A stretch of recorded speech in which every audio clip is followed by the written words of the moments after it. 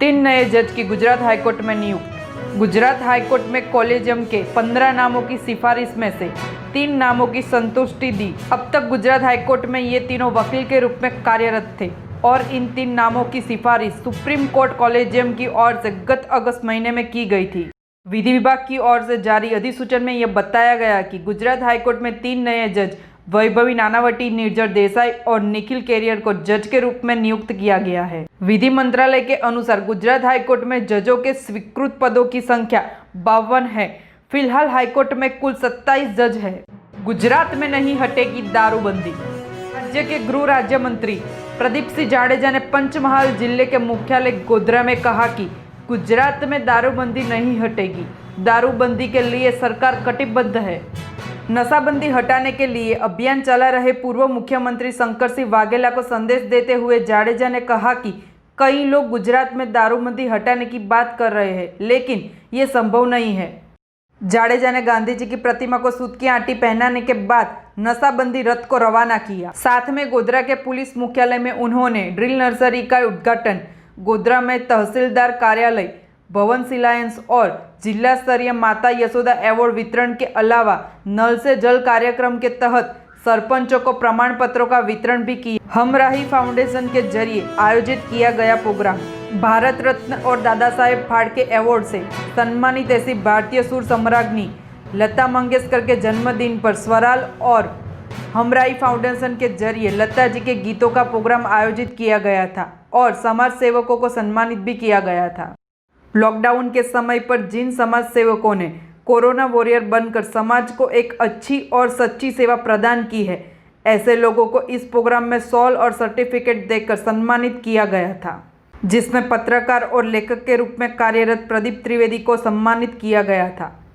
एक युवती और शादीशुदा शिक्षक के अवैध संबंध सामने आए। शिक्षण जगत को शर्मसार करता एक किस्सा सामने आया, जिसमें एक युवती और एक शादीशुदा शिक्षक के शारीरिक संबंध और उनसे एक बच्चा होने की बात पता चली। शादीशुदा होने के बावजूद बनाए अवैध संबंध और उनका एक बच्चा भी हुआ और उसके बाद उसकी पत्नी का जो हाल हुआ वो सुनकर आप भी चौंक जाओगे। चोरी के बाद सीना चोरी, ये बात यहाँ पर बखूबी लागू होती है। दाहोद जिले में एक शिक्षक की नौकरी कर रहे इस युवक ने अपनी पत्नी से छुपाकर अन्य युवती के साथ शारीरिक संबंध बनाए और वो युवती जब माता बनी तो इस युवक ने अपनी पत्नी को परेशान करना शुरू कर दिया।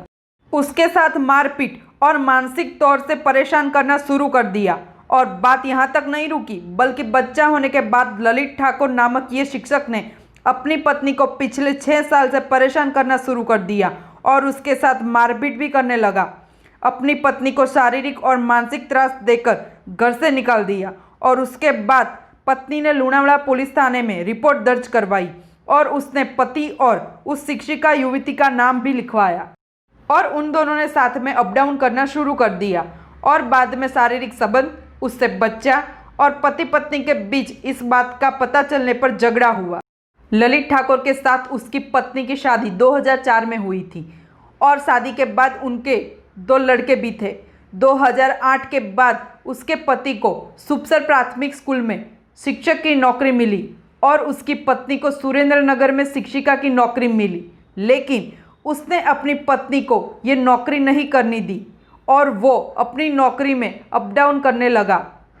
कुछ समय बाद उसने मारुति वान से अप डाउन करना शुरू कर दिया और वो कृषिशाला सुखसर में शिक्षिका की नौकरी करती इस युवती के संपर्क में आया और उसके बाद बात पत्नी को मारपीट करके घर से निकालने तक पहुंच गई, जबकि ललित ठाकुर और वो युवती एक किराए के मकान में साथ में भी रहने लगे और दोनों ने ललित की पत्नी को धमकी भी दी और मारपीट करके घर से निकाल दिया और अब उसकी पत्नी उसके पिता के घर पे रह रही है।